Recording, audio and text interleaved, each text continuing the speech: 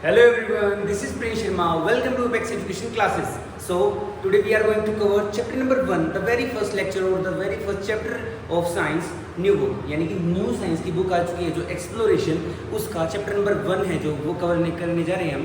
और जो जिसका क्या नेम है, अब उसके बारे में जो है नेम उसका चैप्टर, मतलब जो भी चैप्टर के अंदर है थ्रू आउट द चैप्टर उसको पूरा रीड करेंगे। मतलब एनसीईआरटी नहीं, आपकी हेल्प के लिए ब्रीफ जो है वो स्लाइड्स लेकर आ चुका हूँ मैं, उसके अंदर सब कुछ है, पूरा चैप्टर है, उसको जल्दी से जल्दी कवर करेंगे और जितना हो सके उतना जल्दी कवर करेंगे। छोटा चैप्टर है, आसान चैप्टर है, बहुत ही ज़्यादा इंटरेस्टिंग चैप्टर है। और ये क्या है, न्यू चैप्टर है बिल्कुल, आज से पहले कभी सिलेबस में नहीं था, ये इसी साल न्यू ऐड ऑन हुआ है इस चैप्टर में। और ये क्या है, क्यूरियोसिटी को इंक्रीज करने के लिए बच्चों की, इसलिए इस चैप्टर से स्टार्ट करते हैं। चैप्टर नंबर 1 क्या है, exploration entering the world of secondary science. Chapter का नेम है, बहुत ही इंटरेस्टिंग नेम है और बहुत ही ज़्यादा अच्छा नेम है। क्या है, exploration entering the world of secondary science. Science से रिलेटेड है, नेम से पता चल रहा है कि साइंस से रिलेटेड है। एक्सप्लोरेशन मतलब कुछ एक्सप्लोर करने को मिलेगा हमें, इसमें कुछ खोजने को मिलेगा, ठीक है। कुछ सेकेंडरी साइंस की मतलब साइंस से रिलेटेड वर्ल्ड के अंदर हम एंटर करने जा रहे हैं, यानी कि जो क्या है सेकेंडरी साइंसेस का मतलब क्या है, सेकेंडरी क्लासेस होती है जैसे कि वैसे साइंस का हायर लेवल है, उसके अंदर हम एंटर करने जा रहे हैं क्लास 9th के अंदर आकर। और इस बुक में, इस चैप्टर के में थोड़ा सा ओवरव्यू लेंगे हम पूरी बुक का, और उसके बाद फिर हम नेक्स्ट चैप्टर को कंटिन्यूस करेंगे। बाकी के जो 2 से लेकर 13 तक हैं, बाकी ये सारे चैप्टर को कवर करेंगे। पर आज हम क्या करने जा रहे हैं, चैप्टर नंबर 1 को कवर करेंगे, exploration entering the world of secondary science chapter का नेम है। और अब इसके बारे में हम आगे पढ़ेंगे। अभी चलते हैं हम नेक्स्ट स्लाइड पे। क्या है, व्हाट इज साइंस? साइंस क्या है? अभी पीछे नेम आया कि सेकेंडरी साइंस के वर्ल्ड के अंदर हम एंटर करने जा रहे हैं। तो साइंस क्या है? साइंस क्या है, वे ऑफ थिंकिंग, सोचने का तरीका। कोई भी आपको चीज़ मिली है या फिर आप कोई भी चीज़ आसपास देखते हैं तो उसको उसके ऊपर या फिर उस इंफॉर्मेशन के ऊपर सोचने का जो तरीका है वो आएगा साइंस के अंदर। वे ऑफ थिंकिंग, कैसे किस वे में आप सोच रहे हैं, किस तरीके से आप सोच पा रहे हैं, वो आएगा आपका साइंस के अंदर, वो भी आएगा। ऑब्जर्वेशन, जो आपको चीज़ मिली है यानी कोई आपको इन्फॉर्मेशन दी गई है या फिर आपको गाइड्स दी गई है कोई भी, तो क्या करना है उसके ऊपर ऑब्जर्वेशन, जो उसकी ऑब्जर्वेशन करना वो भी साइंस के अंदर आएगा। कैसे आप ऑब्जर्व करें, कितनी आपकी ऑब्जर्वेशन पावर है, कितने आप चीज़ों को समझ सकते हैं ऑब्जर्व करके ही। एक्सपेरिमेंटेशन, अब आ गया है एक्सपेरिमेंटेशन। क्या है एक्सपेरिमेंटेशन? है ऑब्जर्व करने के बाद चीज़ें हमने ऑब्जर्व कर ली, अब उसका एक्सपेरिमेंट करना है उसके ऊपर, यानी कि कुछ टेस्ट कंडक्ट करना है या फिर जो भी कुछ केमिकल्स हो उनका एक्सपेरिमेंट करना है, पर प्रॉपर गाइडेंस के साथ, वरना कुछ ब्लास्ट भी हो सकता है, ठीक है। क्या प्रॉपर गाइडेंस के अंदर करेंगे, इंस्ट्रक्ट करेंगे। अगर कुछ क्वेश्चंस हैं तो उनका एक्सपेरिमेंट करके उनका आंसर निकाल लेंगे। एक्सपेरिमेंट करना ही हो गया एक तरीके से आंसर निकालना, सर्च करना, सर्फिंग करना, जो भी है सर्च करके आंसर निकालना, हमें अपना प्रॉपर तरीके से काम करना है ताकि क्या हो, अपना हमारा आंसर आ जाए। रिविजन, जो हमारा आंसर आया है उसको बार बार रिवाइज करते रहना है, बार बार रिवाइज करेंगे। लगातार रिवीजन करने से क्या होगा, हमें जो चीज़ें, हमारा जो रिजल्ट है, जो हमारे जो हमने जो आंसर निकाला है वो क्या होगा, हमें याद होगा। तो आगे क्या है, हमें वो दोबारा करने की चीज़ जरूरत नहीं पड़ेगी। हमें क्या करने का वो हमें पता है, ईजी हमारा आंसर आ चुका है, हमें ये बार रिवाइज कर लिया, तो हमें अगर आगे कहीं पे पुट करना है तो सीधा यहीं पे पुट कर देंगे हम, ये क्योंकि हमने ये रिवाइज कर रखा है, ठीक है। साइंटिफिक एक्सप्लोरेशन क्या है, अब क्या था, नेम ही बुक का नेम भी एक्सप्लोरेशन है, चैप्टर का नेम भी एक्सप्लोरेशन। क्या है एक्सप्लोरेशन? क्या है एक्सप्लोरेशन? मतलब खोजना, कुछ ना कुछ ढूंढना, खोजना। किसी भी चीज़ को हम ढूंढ कैसे सकते हैं, कोई प्रोजेक्ट मिला होगा उसके ऊपर ऑब्जर्व करेंगे, ऑब्जर्वेशन मस्ट होगी, ऑब्जर्व करते रहेंगे, देखेंगे हमें इसमें ये इसके बेनिफिट्स हैं, ये उसके डिसएडवांटेजेस हैं, ये उसकी चीज़ें हैं, ये सारी स्टेप बाय स्टेप सारी चीज़ें लिखी होंगी, हमें इन्फॉर्मेशन की होगी, हम उसको ऑब्जर्व करेंगे, उसको पढ़ेंगे, उसको रीड करेंगे, उसको स्टडी करेंगे, उसको सारी चीज़ें करेंगे, एनालाइज करेंगे उसको। मेन चीज़ क्या है, एनालाइज करना। डायरेक्शन यहाँ पे क्या है, गाइडलाइन से आपकी, ठीक है, कि आप कौन आपको गाइड कर रहा है, कौन आपको इंस्ट्रक्शन दे रहा है, उनको इंस्ट्रक्शंस को फॉलो करना है। डायरेक्शन का मतलब प्रॉपर डायरेक्शन में इंस्ट्रक्शंस को फॉलो करते जाना है जो आपको मिली है, उसके दौरान उसमें जो इंस्ट्रक्शंस है उनको फॉलो करते रहेंगे और अपना आसानी से आंसर निकाल लेंगे। मान लो किसको कुछ भी कोड वगैरह लिखना होता है तो कोड लिखने के लिए क्या करते हैं, प्रॉपर इंस्ट्रक्शन को सेट ऑफ रूल को फॉलो करना पड़ता है। स्कूल में भी जा रहे हैं आपको क्या डायरेक्शन दी जाती है कि आपको ये गाइड्स दी जाती है कि आपको स्कूल यूनिफॉर्म में ही आना है, कि आपके हेयर्स अच्छे से कटे होने चाहिए, नेल्स क्लीन होने चाहिए, आपके दी जाती है ना डायरेक्शंस, गाइड्स होती हैं, वो आपको क्या है इंस्ट्रक्शंस होते हैं, वो फॉलो करने होते हैं। ऐसे ही कुछ भी चीज़ें हमें ऑब्जर्व करनी होती है, नॉलेज होती है, जो हमें जो भी इन्फॉर्मेशन मिली है, जो भी हमें एक्सपेरिमेंट करना है उसके जो प्रॉपर डायरेक्शंस होते हैं, इंस्ट्रक्शंस होते हैं, उसको फॉलो करना है। मॉडल्स इन साइंस, साइंस के अंदर क्या देते हैं, मॉडल्स आते हैं। अब क्या है, खाली डायरेक्शन से तो काम चलेगा नहीं, अब मॉडल्स जरूरी है। अगर हम किसी चीज़ को समझा रहे हैं अब, या फिर हमारे पास कोई बहुत सारा डाटा इकट्ठा हो गया, बहुत ज़्यादा कॉम्प्लेक्स, वो कैसे समझाए किसी को? और समझाने के लिए जो आपको कॉम्प्लेक्स दे रहा है उसकी भी गलती है। कॉम्प्लेक्स अगर कोई चीज़ें मतलब कठिन चीज़ें दे रहा है आपको, तो वो गलत बात है। गलत बात की क्या है, वो क्वेश्चन के फॉर्म में दे रहा है आपको कॉम्प्लेक्स। अगर आपको टेस्ट करने के लिए क्या करना है, आपको सिंप्लीफाइड रिप्रेजेंटेशन टेक्निक होती है। सिंप्लीफाइड रिप्रेजेंटेशन का मतलब होता है कि आपको अपनी चीज़ें को इतना सिंपल वे में बताना है, अपने इतना सिंपल वे में लिखना है, या किसी को बताना है, या किसी को कुछ टेस्ट में लिखना है, या फिर ऐसा कुछ यूज़ करना है कि आपकी जो भाषा, आप जो कन्वे करना चाहते हैं, जो आप मैसेज कन्वे करना चाहते हैं, या फिर जो आपने टेस्ट कंडक्ट किया है उनका जो रिजल्ट बताना चाहते हैं, या फिर जो आपने वो किया रिसर्च किया उसका वो देना चाहते हैं रिजल्ट, इतना सिंपल वे में लिखना है, इतना सिंप्लीफाइड करना है उसे, ताकि जो नॉर्मल पीपल है या फिर जो और पीपल भी है वो आसानी से समझ सकें। किसी और बंदे को समझाने में कॉम्प्लेक्स चीज़ों को आसान करना ही सिंप्लीफाइड रिप्रेजेंटेशन है। कॉम्प्लेक्स चीज़ों को आसान करना ही क्या है, सिंप्लीफाइड रिप्रेजेंटेशन। चीज़ों को आसान बनाते रहेंगे, वो कॉम्प्लेक्स चीज़ों को ख़त्म करके आसान बना दिया, सिंप्लीफाइड रिप्रेजेंटेशन है। ठीक है, अब क्या, फोकस ऑन इम्पोर्टेंट डिटेल्स।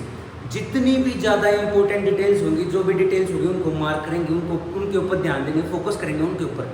ठीक है, और छोटी छोटी जो पॉइंट हैं, जो मतलब हमें पता है इसकी थोड़ी सी कम वैल्यू है, तो क्या करेंगे, इसको थोड़ा सा इग्नोर कर देंगे, और जो ज़्यादा फोकस हाईलाइट करने वाला जो पॉइंट है उसको याद कर लेंगे।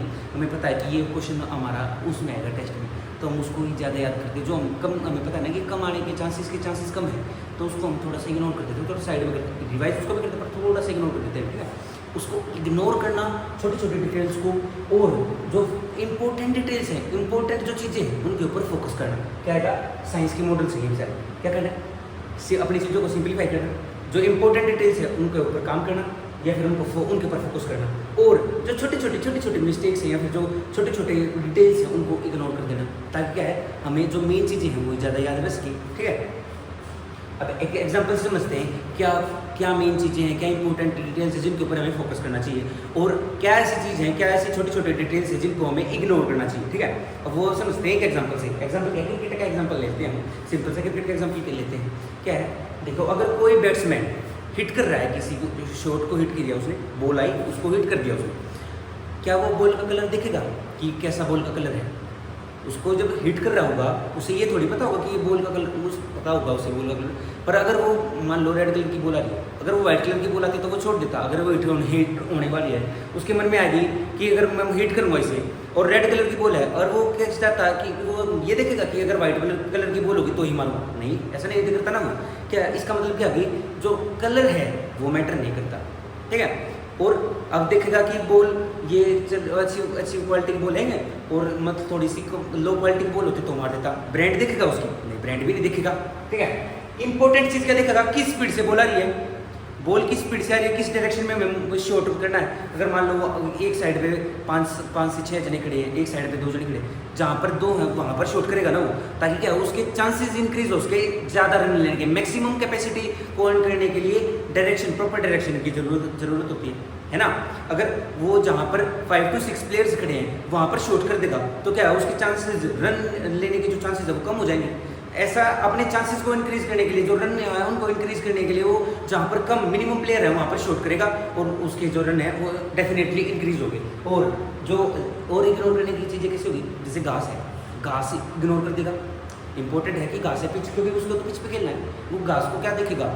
अगर वहाँ पे अगर नॉर्मल रोड भी होता वो तभी भी शॉट हिट ही करता, ऑब्वियसली वहाँ पे रोड होगा नहीं, पर अगर होता तो वो इग्नोर करता, क्योंकि ऐसी चीज़ें इग्नोर करने की है। इंपॉर्टेंट डिटेल्स को हाईलाइट करेगा, और देखेगा किस स्पीड से बोल रहा है, किस डायरेक्शन में उसे हिट करना है, ये सारी चीज़ें देखेगा वो, है ना। Scientific language, scientific language is a precise structured system of communication used to describe, analyse, own and share scientific knowledge and methods. Precise term, symbols जैसे कि MVF यूनिट्स। प्रिसाइज लैंग्वेज क्या है, एक साइंटिफिक लैंग्वेज क्या है, precise structured system है communication का, step by step, मतलब जो भी कम्युनिकेशन में बताना है, किसी चीज़ को बताना है तो स्टेप बाय स्टेप बताएंगे, उसको स्ट्रक्चरल फॉर्म में बताएंगे, लिख कर बताना हो या फिर बोल कर भी बताना हो तो क्या है स्टेप्स होंगे उसके जो प्रॉपर उनको फॉलो करेंगे, उनको पूरी स्ट्रक्चर्ड वे में बताएंगे।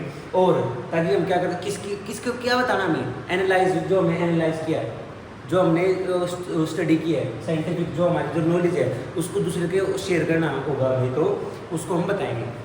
प्रीसाइज टर्म्स का यूज़ करेंगे, सिंबल्स का यूज़ करेंगे, यूनिट्स का करेंगे। प्रीसाइज क्या है, प्रीसाइज और एक्यूरेट में तो बहुत बड़ा मेजर फर्क है, बताता हूँ आपको। प्रीसाइज जैसे एक बोर्ड और डार्ट वाला गेम होता है, अगर डार्ट बोर्ड को हिट की, अगर हमने किया सोचा था कि हमें बोर्ड को हिट करना है तो वो हो गया प्रीसाइज, कि हमने जो सोचा हमने वो अचीव कर लिया। और जो अगर वो बुल जाए यानी कि जो रेड डॉट होता है अगर वो इस पर हिट की तो उसका मतलब क्या है, उसका मतलब वो है एक्यूरेट पॉइंट हिट की हुई वो, यह है प्रीसाइज और एक्यूरेट में डिफरेंस। प्रीसाइज होनी चाहिए, जो हम सोच रहे हैं, जो हम यूज़ करना चाह रहे हैं वो प्रॉपर टर्म होनी चाहिए, ठीक है। सिंबल्स जो हमें यूनिवर्सल सिंबल्स हैं जो उनका यूज़ करना है, जैसे कि मास के लिए हम यूज़ करते हैं, स्पीड और वेलोसिटी के लिए वी यूज़ करते हैं, मतलब स्पीड के लिए वी यूज़ करते हैं, वेलोसिटी के लिए वी और वो कर वी वेक्टर का यूज़ करते हैं, ठीक है। वेक्टर के बारे में आप अगले चैप्टर्स के अंदर समझोगे। फोर्स के लिए एफ का यूज़ करेंगे, यूनिट्स का जो ऐसे यूनिट्स हो गया फिर सीधे सिस्टम्स है यूनिट की उनका यूज़ करेंगे। जो ऐसे यूनिट्स है जैसे कि केजी यानी किलोग्राम, मीटर पर सेकेंड, मास के लिए किलोग्राम, वेट के लिए भी किलोग्राम, और स्पीड और वेलोसिटी के लिए मीटर पर सेकेंड, ठीक है। और एक्सेलरेशन होगी जैसे मीटर पर सेकेंड स्क्वायर। ऐसी बहुत सारी यूनिट्स हैं जिनके बारे में हम आगे पढ़ेंगे, या फिर जितना और भी ज़्यादा अगर उनको डीपली पढ़ना तो हम हायर क्लास में पढ़ेंगे उनके बारे में, ठीक है। थोड़ा थ्रोली पढ़ रहे हैं हम इसको अभी chapter. Mathematics in science, science और मैथमेटिक्स के बारे में हम पढ़ेंगे। मैथमेटिक्स इन साइंस, साइंस के अंदर मैथमेटिक्स इंटरेस्टिंग चीज़ है। लैंग्वेज ऑफ साइंस, मैथमेटिक्स क्या है, साइंस की लैंग्वेज की तरह है। जैसे इंग्लिश लैंग्वेज में अंदर अल्फ़ाबेट्स होते हैं ABCD, वैसे ही साइंस के मान सकते हैं कि साइंस के अंदर मैथमेटिक्स होते हैं बहुत ज़्यादा। कैसे कि कोई भी हमें इक्वेशन लिखनी है, पूरी इक्वेशन लिखी हमने, इक्वेशन जो होती है उसको ऊपर मार्क कर दिया हमने 1, और फिर नई इक्वेशन आई उसको मार्क कर दिया हमने 2, और बाद में हम अगर उसका रिजल्ट चाहिए फ्रॉम इक्वेशन 1, फ्रॉम इक्वेशन 2, या फिर कंबाइंड 1 and 2, इन सारी ऐसे क्या है शॉर्ट टर्म्स लिखते रहेंगे, ताकि हम क्या हुआ हमारी जो रिप्रेजेंटेशन है जो हम बताना चाह रहे हैं, जो हमारी कैलकुलेशन है वो क्या होगी, सिंपल से सिंपल होगी, और हमें सोल्व करने में आसानी होगी, जो समझने वाला है उसको भी आसानी होगी, ठीक है। रिलेशनशिप, मैथ का और साइंस का बहुत ज़्यादा गहरा रिलेशनशिप है। मतलब कैसे समझाऊँ रिलेशनशिप को इसकी, कि मैथ्स के अंदर फिजिक्स वगैरह के साइंस के फॉर्मूले यूज़ होते हैं, और साइंस के अंदर मैथ के फॉर्मूले यूज़ होते हैं। अब देखो फॉर्मूलाज एक दूसरे के यूज़ हो रहे हैं तो इनका रिलेशनशिप होगा क्या। और जैसे कि मैथ के अंदर कैसे यूज़ होते हैं, जो ट्रेन वाले क्वेश्चन हो गया, बोट के वाले क्वेश्चन हो गए जिसमें स्पीड वगैरह के डिस्टेंस मेजर करना होगा टाइम के अंदर पर्टिकुलर के, तो वो क्या होगी, वो फिजिक्स के फॉर्मूले हो गए, है ना, और वो यूज़ हो रहे हैं मैथमेटिक्स के अंदर। और जो मैथ्स के फॉर्मूलेज हो गए, ठीक है, जैसे A² + B² वाले वो फिजिक्स के अंदर या यूज़ हो गए, ठीक है, और ऐसे ऐसी जगह पे यूज़ हो गए, और जिससे क्या हुआ साइंस के अंदर यूज़ हो गई, जिससे पता चलेगा कि मैथ और साइंस आपस में रिलेटेड है, इन दोनों का कुछ ना कुछ कनेक्शन है, एक दूसरे से साथ जुड़े हुए, है ना। Laws, theories and principle, laws, theories और प्रिंसिपल के बारे में हम पढ़ेंगे। लॉज क्या का मतलब व्हाट, किसी चीज़ के बारे में व्हाट क्या जो बताते हैं वो होता है लॉ। जैसे कि आप देखो एप्पल है, जो एप्पल ट्री से फॉल हो रहा है, यानी एप्पल जो है वो पेड़ से गिर रहा है, और जो पेड़ से गिर रहा है ऐसी क्या चीज़ है जो एप्पल को गिरने पर मजबूर, वो क्या होगी, ग्रेविटेशन, वो बताती है। क्या का डिफाइन कर दिया, what is the reason behind the apple the falling of apple is law of what, define the gravity को डिफाइन ग्रेविटी को बता दिया कि क्या यूज़ हो रहा है, लॉ यूज़ हुआ है, लॉ ऑफ ग्रेविटेशन, किसके लिए, फॉलिंग ऑफ एप्पल के लिए, ठीक है। थ्योरी, अब थ्योरीज क्या होती हैं, देखिए थ्योरीज को बताता हूँ आपको। व्हाट के बाद आता है वाई, ऐसा क्यों हुआ कि ग्रेविटी लगी, वो आ गई थ्योरी के अंदर। अब उसके बारे में क्यों का जो रीज़न होता है, अगर उसे सोल्व करेंगे, पता चलेंगे, स्टडी करेंगे, उसके ऊपर वो बन जाएगी थ्योरी, जिसमें हमें पता चलेगा क्यों ऐसा हुआ कि उस चीज़ के लिए, किसी भी चीज़ के लिए क्यों का जो जवाब देगी वो देगी थ्योरीज। और इन दोनों के ऊपर, लॉज के ऊपर और जो थ्योरी के ऊपर बार बार हम एक्सपेरिमेंट करेंगे तो हमें कुछ हमारा जनरल आइडिया हो जाएगा कि ये कैसे वर्क करती हैं। तो लॉज भी कैसे वर्क करते हैं, वो चीज़ें कैसे वर्क करती है, लॉ से रिलेटेड और जो थ्योरी से रिलेटेड चीज़ें हैं वो कैसे वर्क करती हैं, और इन दो लॉ और थ्योरी के ऊपर बार बार एक्सपेरिमेंट करने से हमें क्या मिलेगा, रिजल्ट मिलेगा, जो कि होता है प्रिंसिपल, जो हमें क्या देता है, जनरल आइडिया देता है किसी भी चीज़ का, जिससे हमें पता चलता है कि ये लॉ और ये थ्योरी ऐसे, इनका जो मेन आइडिया है वो ये है, इस कंसेप्ट के ऊपर काम कर रही हैं ये दोनों, ठीक है। ये होते हैं तीनों अलग अलग चीज़ें हैं। लोग अगर बताना कि क्या चीज़ें लग रही तो लो होगा, क्यों बताना है तो थ्योरी होगी, और जो जनरल आइडिया होता है वो प्रिंसिपल होता है। तीनों आपस में कह सकते हैं रिलेटेड भी है, पर तीनों अपने आप में ही डिफरेंट चीज़ें हैं, ठीक है। प्रिडिक्शन क्या है, अंदाज़ा लगाना, तुक्का लगाना नहीं, अंदाज़ा, बेस्ड ऑन एविडेंस। प्रिडिक्शन का है एविडेंस के ऊपर, सबूत के ऊपर बेस्ड होगा। मतलब कैसे, देखो बताता हूँ। मान लो अब जो एस्ट्रोनॉट्स होते हैं या जो साइंटिस्ट होते हैं वो प्रिडिक्ट करते हैं कि मीटियोर है जो वो अर्थ के पास से गुजरेगा 5 साल के अंदर। वो 5 साल के अंदर कैसे बताते हैं, आपको बताता हूँ। उनके पास टेक्निकल टर्म्स, वो डिस्टेंस को कैलकुलेट करते हैं, मीटियोर का और अर्थ की उसकी मीटियोर की स्पीड को कैलकुलेट करते हैं और टाइम देखते हैं कितना लगेगा। लगभग उतना ही समय लगता है, अप्रोक्सीमेट जो उन्होंने 5 ईयर्स बोला है, तो लगभग 5 साल के करीब ही लगेगा उन्हें। वो क्या उनकी कैलकुलेशंस के ऊपर बेस्ड है, एविडेंस के ऊपर बेस्ड है उनका। कैलकुलेशन क्या होगी, एविडेंस होगी, प्रूफ होगा कि उनका इस देखो स्पीड से आ रहा है, ये मीटियोर है, ये अर्थ है, ये यहाँ से गुजर जाएगा, ये उसका वे है, उसका ये पाथ है, ये उसका डिस्टेंस है और ये उसकी मीटियोर की स्पीड है, इस स्पीड से वो मूव कर रहा है। तो टाइम कैलकुलेट करना ईजी हो गया है ना, नोट गेस वर्क। वो तुक्का नहीं मारते, कोई तुक्का क्या, प्रिडिक्शन का मतलब तुक्का मारना नहीं होता। प्रिडिक्शन का मतलब है एविडेंस के ऊपर कैलकुलेट करके सोल्व करना चीज़ों को, और प्रूफ्स होना, टोटल प्रूफ्स होना चीज़ों के, जिससे हम प्रिडिक्ट कर सके आगे आने वाले फ्यूचर को, ठीक है, फ्यूचर को प्रिडिक्ट करना। अब क्या देते हैं कि अगर ये चीज़ चलती रही तो अर्थ का ख़त्म होना इस दिन तक हो जाएगा। ये क्या है, प्रिडिक्शन है। ये तुक्का भी लगा देते हैं, ऐसा कुछ होता नहीं। पर क्या होता है, अगर कुछ चीज़ें अगर साइंटिफिकली देखें, एविडेंस हो हमारे पास प्रॉपर, तो हम प्रेडिक्ट कर सकते, ये भी प्रेडिक्ट कर सकते हैं। साइंस वर्सेस मैथ, साइंस और मिथ। साइंस क्या है, एविडेंस के ऊपर बेस्ड है, और मिथ यानी कि अफवाह। ये मिथ अफवाह हो गए और साइंस, ये दोनों एक साथ लिखे हुए हैं, वर्सेस लगा हुआ है इनके बीच में, यानी कि कुछ ना कुछ तो गड़बड़ है। मतलब देखिए, साइंस और मिथ में बहुत ज़्यादा फर्क है, फर्क बताने के लिए यूज़ किया है। एग्जाम्पल है एक्लिप्स मिथ। एक्लिप्स मिथ यानी कि ग्रहण होता है एक्लिप्स, उसके मिथ को आज हम बस्ट करने की कोशिश करते हैं। देखिए, आपको पता है ग्रहण कैसे लगता है, लो मैं आपको बताता हूँ ग्रहण कैसे लगता है।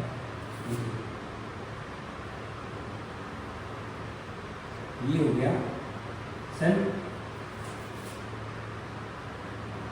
ये मून,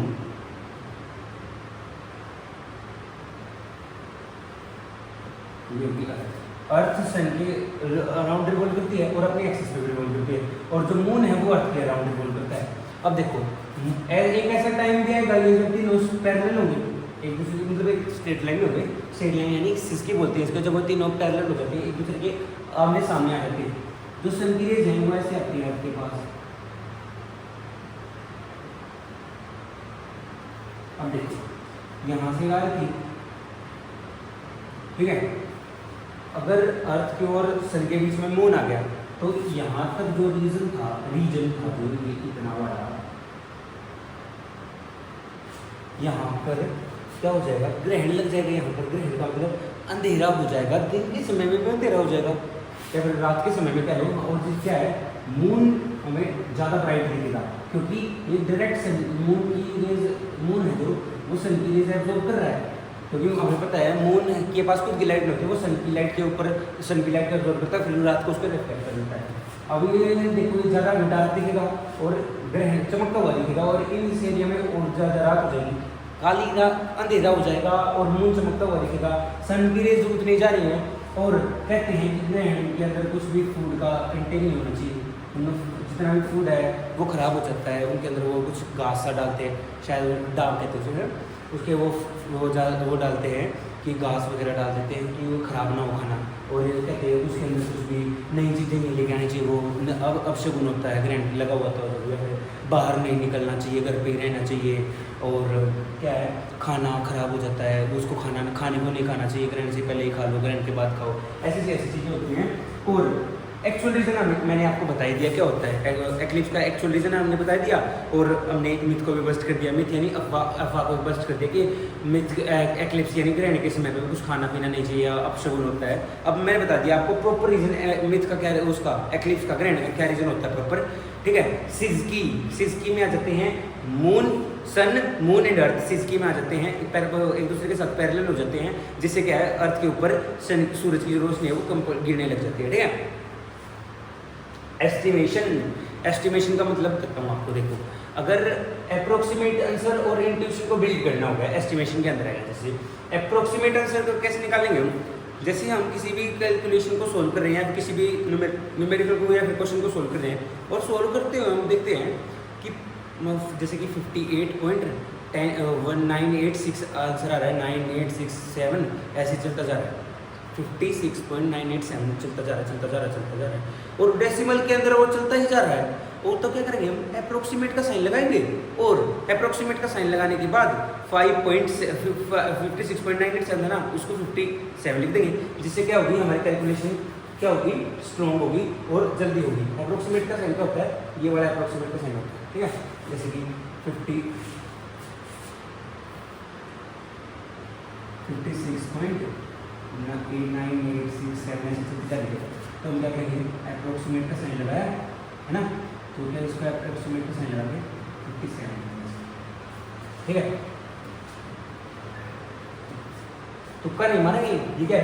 हमने कैलकुलेशन करके देखा है, सोल्व किया हमने, हमें पता चला है कि इतना सारा जब कैलकुलेशन आ रही है उसको सोल्व करने के बाद हमें जब चला 56 पॉइंट इतना जब सब कुछ चल रहा था जो, तो उसको अप्रोक्सीमेट का साइन कैलकुलेशन इजी करने के लिए 57 का यूज करेंगे। इंट्यूशन का बिल्ड करना है हमें, जो हमारा इंट्यूशन को कैसे बिल्ड होगा, देखिए जब आप किसी भी टाइप के क्वेश्चन करने लग जाते हो, जैसे कि आपने एक टाइप के 50 से 60 क्वेश्चन कर लिए, तो उसके बाद आपको अंदाज़ा लगना स्टार्ट हो जाएगा। तो क्या नहीं होता, वो आपको क्या है, आपको अंदाज़ा लगना होगा कि आपका मन बता देता है कि इसका आंसर ये होगा, क्योंकि उस टाइप के आपने बहुत सारे क्वेश्चन कर लिए होते हैं, इतनी स्पीड से आप कैलकुलेट कर पा रहे होते हैं कि आपको उसका आंसर पता लग जाता है। और मोस्टली टाइम और ऑलमोस्ट हर टाइम होता है, पर मैं मोस्टली इसलिए यूज़ कर रहा हूँ कि क्या आपका 1-2% बार कम हो जाए, कि मोस्टली टाइम वो आंसर आपका हमेशा करेक्ट होता है, मोस्टली टाइम करेक्ट होता है वो, ठीक है। जिसलिए क्या है, इंट्यूशन को बिल्ड करना, बहुत सारी चीज़ों को प्रैक्टिस करते रहना चाहिए, जिससे क्या है हम न्यू सम्स को सोल्व करेंगे, बार बार उनका प्रैक्टिस करेंगे, इंट्यूशन होगा हमारा